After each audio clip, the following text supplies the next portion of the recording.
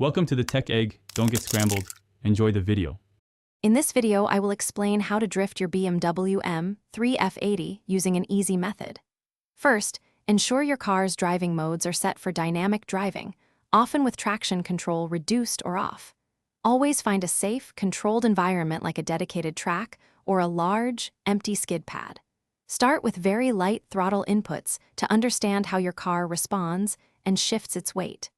Safety is paramount when learning these techniques.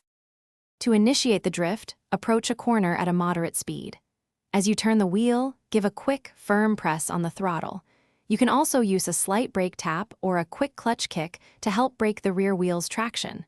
The moment the rear end starts to slide, smoothly countersteer in the opposite direction. This quick reaction is key to catching the slide. If you're finding these tips helpful, please subscribe and hit that like button. All that intense focus on the road can be dehydrating. Quick recommendation: stay refreshed with an Eau water bottle. It's perfect for keeping your cool, whether on the track or just cruising. Check the description below for a link to the Eau bottle and other great deals. Now, let's get back to the video. Once the drift is initiated, you'll need to constantly adjust your throttle and steering to maintain the desired angle and speed. Look ahead to where you want the car to go, using your vision to guide the drift. To exit, gradually ease off the throttle while gently straightening the steering wheel.